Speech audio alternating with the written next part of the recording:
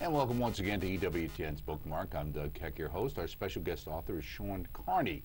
He, along with David B. Wright, has authored 40 Days for Life, published by Capella Books. Great to see you. Good to see you, Doug. Nice How are you? And of course, I think people would connect right away because of the 40 Days for Life. This has to do with that movement, right? Yes, yeah, it's going on in hundreds of cities actually right now. And 40 Days for Life started in one city in Texas in 2004, Right. and since then has spread to over 700 cities around the world. Now, this is an expanded edition that came out earlier this year from a book that was published originally in 2013, right? Correct. And you know, in 2012, we started looking ahead to 2013. That was the 40th anniversary of Roe versus Wade, and we noticed Planned Parenthood and NARAL and the abortion industry was getting ready to celebrate 40 years of abortion, and we thought that's not really the story that needs to be told. We need to tell what's going on, where the abortions actually happen, and tell the story of the pro-life movement. So we did these 40 stories and released it in January of 2013. That was the first edition of the book. And what's in the expanded edition? The expanded edition includes all the bonus chapters, a new ending, and some of the behind-the-scenes things that in regards to how 40 Days for Life started. It also includes a new ending of going into what is now our headquarters, the closed Planned Parenthood abortion facility where the campaign started. Now, the format of the book, it's you and David do different chapters, but you know, you almost expected it to be every other chapter, one you, one him, or something like that, like Bob and Penny Lord might have done in some ways, of great memory. But it isn't. Sometimes it's you, several chapters, and then a couple by him. How did you determine, A, what chapters you were going to write about, and B, laying that out? Good question. Well, I'm very long-winded, and so some of my chapters ended up being very long, so they got cut up. And so in the book, 25 chapters are mine and 15 are David's, and we got a lot of feedback on it's a fast-moving book. You know, we say read a chapter a day, but nobody really does that. And it's very high-low emotionally because the diversity of the stories and us taking people through the rapid growth of 40 Days for Life and what God has done through the campaign. So yeah, it's not every other chapter by any means. We sort of speed through. It's a very fast read, and it covers every corner of the abortion issue. Now, at the very beginning, you got Marjorie Dannenfelser, who's president of Susan B. Anthony List, who we're actually working with on our new Pro-Life Weekly program. She says the fruits of 40 Days for Life are simply invaluable to our cause. Now, why is it invaluable in your mind? What's different about this? Obviously, you know, the March for Life, all these wonderful outreaches have happened over the years with people standing up against abortion. What is different about 40 Days for Life in your mind that has caught the imagination, had the impact, and why it continues to grow? You can do it where you live.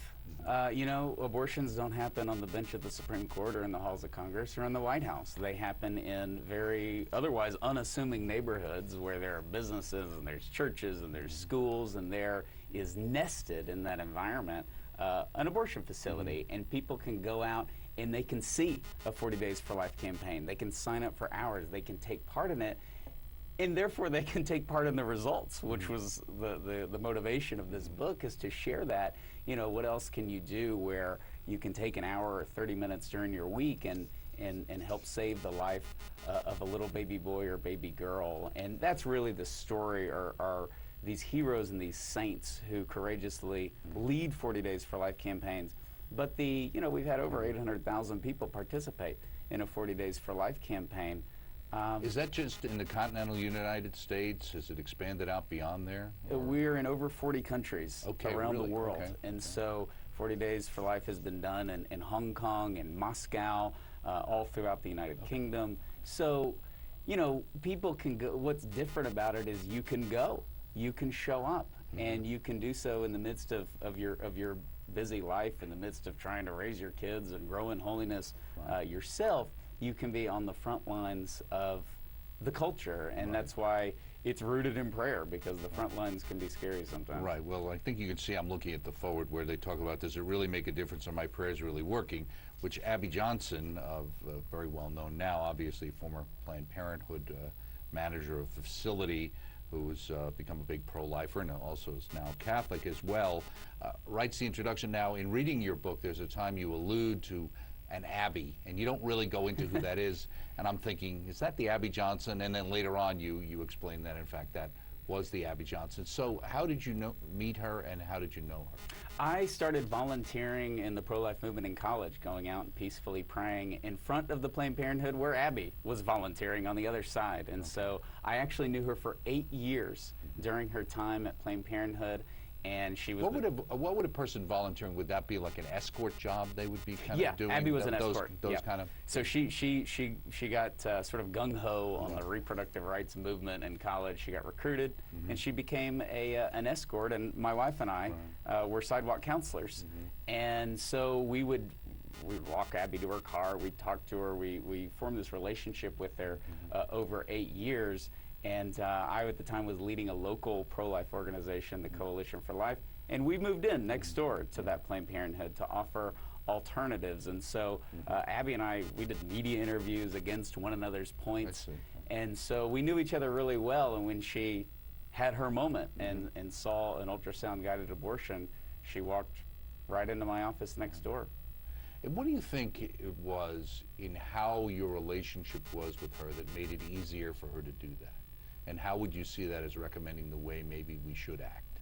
I think it's a reflection on the broader picture of people longing for the church and longing for truth and seeing that there is something different. There's something different about 40 Days for Life, but there's something different about why 40 Days for Life exists, which is Christians are willing to go out and to take time, which is so hard these days, and to pray for a stranger, and a stranger that doesn't want them there. Right. And so I think that is really what Abby saw. And she saw habited nuns out there. She saw priests. She saw joyful young people and who endured heat and who rain. weren't condemning necessarily, trying to love that person, so to speak, and not this kind of phony straw man that's put up about these people yelling at people. Exactly. Yeah, the media says we're out there kind of telling people they're going to hell, Yeah, but badgering them. Right. And you know, it's that compassion, and it's that we were approachable. And so not only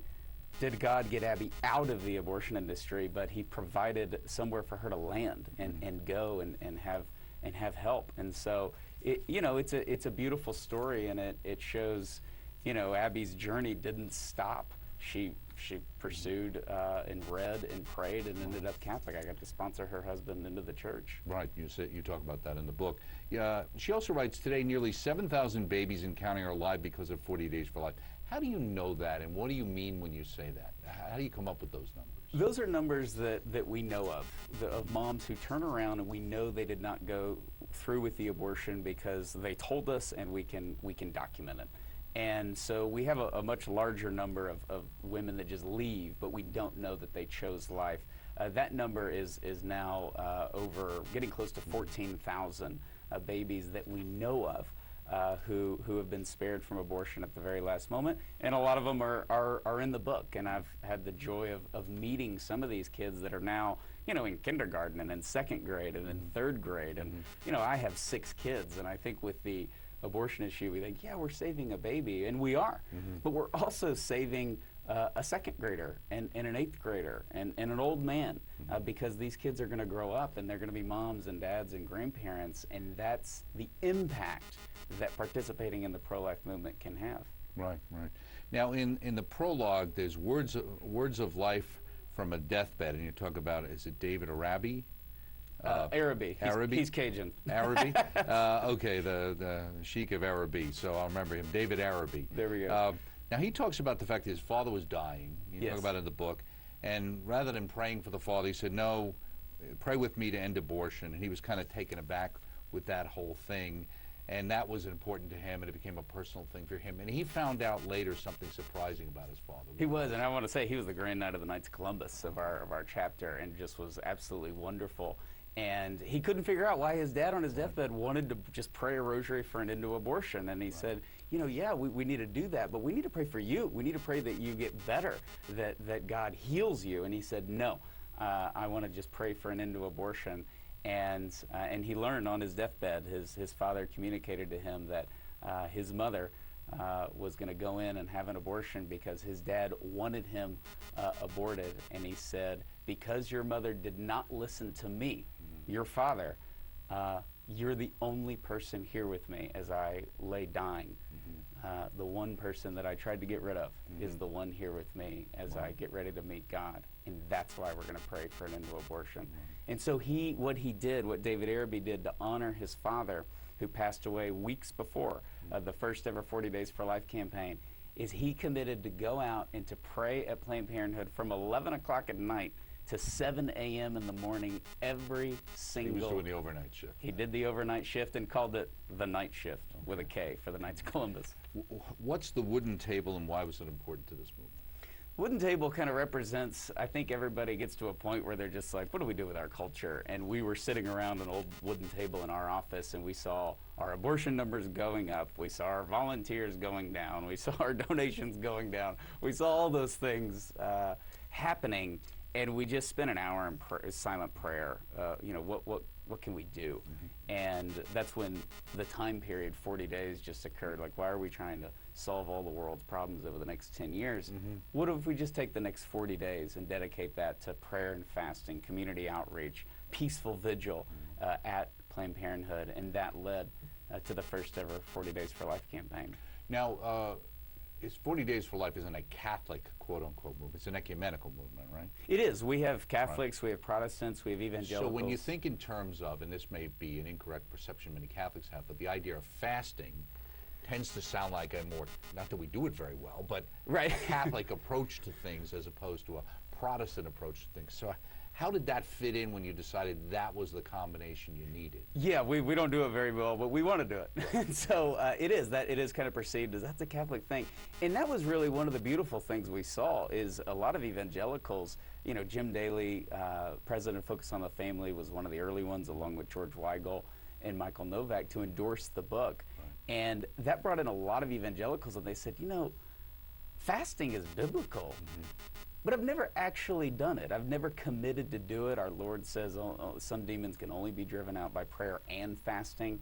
And so it became an introduction to fasting. We did a podcast episode on fasting, and it was our most downloaded episode. I mean, people are starving for fasting. And, I think that when we deny ourselves, when you go out to an abortion facility, you feel helpless at times, and you'll be tempted to feel hopeless. But when we're denying ourselves chocolate or beer or meat or pasta or whatever it is, we remember our own sinfulness, and that was really the Protestants and the evangelicals who participated in 40 Days for Life saw that as a necessity. Like, you can't go out there full. You can't go out there, content.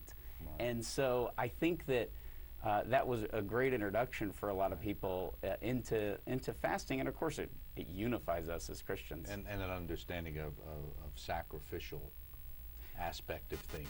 Absolutely. And the power of the sacrifice is, especially when it's united with prayer, right? Right, and that leads to, one of my buddies is a Baptist preacher says, you Catholics aren't as crazy as I once thought. Right. And, the pro-life movement is the most ecumenical movement. And 40 Days for Life is about 80 to 85% a Catholic. And it was networks like EWTN and you helping us launch 40 Days for Life on our show years ago. Catholic media really helped get 40 Days for Life out there. But the evangelicals that are involved, they have great respect and admiration for Catholicism as we respect and admire them. What I thought was interesting is pray and fast, 24-hour-a-day peaceful vigil. But there's also this other part, which in some parts is harder, which is the community outreach, both the churches and door-to-door. Now, what is it in your prior life? Was it selling encyclopedias in New Jersey that made you an expert on the concept of going door-to-door, and was that your idea? Yeah, only lunatic people go door-to-door in New Jersey, and I was one of them. I sold encyclopedias, and you're not from New Jersey, you're from New York, and they're very tolerant and compassionate in New York. But I didn't have any money in college. I had to put myself through school, so I sold encyclopedias door-to-door, and I got sent to New England to the wonderful hospitable people of Massachusetts. And then my second summer I was in New Jersey, and that's how I knocking on doors 14 hours a day. So when we did 40 Days for Life, I thought, well, what if we went and knocked on people's doors and just asked them to pray for an end to abortion. And it was amazing. I mean, we had a team of 6 or 7 that volunteered for it, and you can cover a town of 40 or 50,000 people in a couple of weeks. And that was really profound. I talk about in the book knocking on some of the doors of Planned Parenthood staff and some of their board members, not knowing, of course, who was going to answer the door. And even a few of them said, you know, I will pray for an end to abortion. And they looked at me like I was an alien because they were shocked. These people are going door to door to ask people to pray for an abortion. Like, how crazy are they? But there was that dedication. Well, do you think that impacts on people, even though they might be initially taken aback? There's a certain amount of esteem that's pushed on to say, wow, yeah, give them a lot of credit for going out and doing that. Yeah, it's like the joyful intensity, you know. I mean, everybody loves Mother Teresa, but you know, she demanded so much of herself and the other sisters and of us to get out of our comfort zones, but she did so in joy, and I think Abby recognized that. The abortion facility workers recognize that, and there's joy in what we do. We're not always going to be happy, but we can be joyful. Right. In the chapter, The Night Shift, you talk about, and here we are in October, you know, Halloween there. Now, you guys got egged. We did get eggs, and they were not offering eggs, like they weren't cooked. We weren't given an omelet. The eggs were thrown at us, and we also had a guy get a coat hanger thrown at him, and it hit him in the head, and there was a note attached that said, "Why don't you adopt them?" And the guy that it hit was adopted himself, which is why he was out there so praying. But yeah, you get all sorts of small, you know, as the saints say, splinters fall from the cross, and if you don't have any, you're not close to it. And so you get these small things done or said to you occasionally. But one of the reasons 40 Days for Life has spread is because it's peaceful, it's law-abiding. We've never had an incident at an abortion facility. Nobody's been arrested, and so it's easy to take part in. And you know, we take safety very seriously. Everybody has to sign a statement of peace, and you know, it gives people something to do where they live, and the book is the result of that. Right. You got to talk about the idea that you kind of finish your 40 days and think that may be where we're going. Have we done it? And then after that, in the chapters, it talks about how this expanded out, etc., and also how you had no money, and somebody showed up with $50K. Exactly. It was kind of like this sort of EWTN Mother Angelica type, our version of that. Right. You know, David and I, we launched 40 Days as a national effort in fall of 2007. The only reason we incorporated was for legal reasons. We didn't try to get our 501c3 status or raise money or anything like that, because we were going to do one campaign. Well, the first fall campaign led to a Lent campaign, so we have 2 campaigns per year. But that first Lent, he and I were putting everything on credit cards. We were completely broke. Personally, and the organization exhausted, no time to raise money, but the demand was there. We got to do another one. So after that spring campaign, we were completely broke, and I remember I was really just praying about what we were supposed to do, and somebody had given me tickets to see Pope Benedict in Yankee Stadium, and my wife and I went up on a pilgrimage and saw the Holy Father, and I just came back and I thought, this just doesn't seem like 40 Days for Life is supposed to end. And I got back, my granny, God rest her soul, was dying in the hospital. So when my plane landed from New York, my mom called. I went up, I prayed the Divine Mercy Chaplet with my granny. She died, and then we got a call saying that there was a donor who wanted to wire us $50,000. So Grandma was working quickly. Granny was working quickly. She was working quickly. The Irish don't mess around. Even when they're almost dead, they're already working. They're already working the other side. They're already working on the other side. Now, you also say in here in the section, If My People, the abortion industry knows all about despair. It's what abortion survives on. What do you mean? Nobody grows up wanting an abortion, and nobody grows up wanting to work in the abortion facility. And so when you're in there, you know, it's the loneliest place in the world. Nobody wants to be there when you're in the lobby of an abortion facility, and it's only to fix a problem. There are over 3,000 abortions every single day in the United States, and all of them are sold based on the idea that $450 in a 15-minute surgery will solve your greatest problem. And we see this attack the most on children with disabilities. Really? Okay. Yes. Right. I mean, it is shameful what we are doing. It says the worst about us as a society. And we're seeing more and more of those kinds of More and more. We're not as going we can get a better idea of a window into the child in the womb. The good part is people are starting to see maybe that it's really a baby. Yes. The downside is people can pick up faster through DNA and things like that as to whether there's a defect, quote unquote, in the child. A defect. If you have Downs, if you're autistic, it's like a target on your back. And 93% of the parents who have the test done on Down syndrome babies, they go through with the abortion. Meanwhile, those are the most joyful children you'll ever meet in your life. Exactly. And you'll see a lot of them, the survivors, praying at 40 Days for Life campaigns, and it's a beautiful sight. Right, exactly. Well, my son's autistic, so I have sympathy for that. What did you do when, and you found out later she was kind of kidding, but Pam said, "Where were you 20 years ago when I had my abortion?" That was in Massachusetts, shocker. Is that the one where you said in your very friendly tone, "I was in second grade at the time"? I was in second grade at the time. She Okay. said, we were out at an abortion facility in Massachusetts, and she said, "Where were you 20 years ago when I had my abortion?" And 25% of all 40 Days for Life campaigns are led by women who have had an abortion. Okay.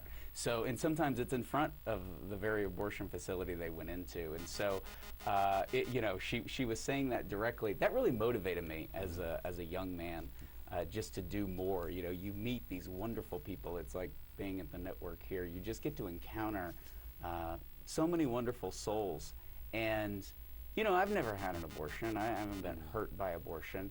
And yet, in our country, we have nearly 60 million women that have laid on that table and had it done. And I think there's a responsibility for particularly men to help end this injustice and defend women, not only in our families, but in our culture. And, you know, what she said to me after that was, I probably wouldn't have turned around. I don't know if I would have turned around, but at least I would have known for the rest of my life that I had the chance at the last moment. Day 15 from Boys to Men, since you mentioned that. Every aborted child has a father. You said, "I've been watching fathers driving in and out of abortion facilities for over 10 years now, and my observation is that the body language of those fathers as they drive onto the abortion facility grounds is almost always that of defeat. They do not feel like men on that day." They do not feel like men on that day, and that is for sure. There is no dignity in solving the problem by driving your girlfriend or your wife in to have an abortion. They don't want to own it. What's sad is those are the actual men that you see. Many times the women are alone, You don't even see the guy. you don't even see the guy. He's completely gone. And I have 4 daughters and 2 sons, 6 kids, and you know, where are the men? And now with particularly this day and age when we're saying gender doesn't matter. You can think that you're a woman if you're a guy, and if you're a woman and think you're a guy, then it's all great. And all of that is an attack on authentic masculinity and femininity, and you know, there's no service, there's no duty. And there's no moral obligation if you're a man, and I think that is written in their body language. They want to think they're responsible. They want to think that they're doing the right thing, but they shrink when they enter the parking lot of an abortion facility. They'll come out and smoke a cigarette, and you can kind of talk to them, but they're nervous, and they should be, because once it happens, you can't take it back. And you definitely see that on the body language of the women as they leave. There is no relief that was promised. There is no, well, this was really, now I'm confirmed in my decision. There's only anxiety, there's tears, and that's why there's great regret. One of the missions of 40 Days for Life is to begin the process towards post-abortive healing, because we're the first ones that they encounter minutes after the abortion is complete. And it's also something, you know, you mentioned the tone and the approach. They see that yes, we want to save their baby, but we're also the first sign of mercy for them as they leave the abortion facility. We don't abandon them. Right.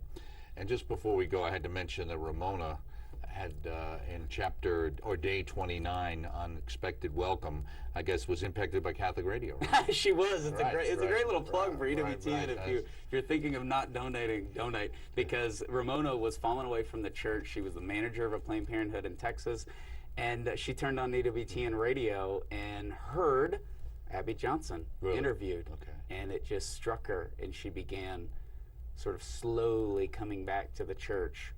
And then the first 40 Days for Life campaign at her facility showed up, and she walked out the first week and said, "I've really been struggling in my conscience, and I need to get out." And our leader Jerry nearly died of a heart attack, because that's the last thing you think that the manager is going to say on their first week of the campaign. And yet she did. She resigned a few weeks later and came back into the church on Divine Mercy Sunday that spring. Perfect timing. Good timing. But it only matters, as you say, you need to be visible, you need to be there, right? You need to be there, and prayer has to be at the center. I mean, our prayer life has to come before our active, and that's the fruit of 40 Days for Life. That you can't run out the door and try to save the world. You have to be praying. I'm still waiting for those encyclopedias, Shaun. So, okay, thank you so much for you and David B. Wright for 40 Days for Life, and the work of your lovely wives too, because Yes. you mentioned how important they are to The you. real saints. Shaun Carney, along with David B. Wright, 40 Days for Life, published by Capella Books, available through the EWTN Religious Catalog, EWTNRC.com. Check it out. Check out 40 Days for Life. Join us next time right here on EWTN's Bookmark. Thanks.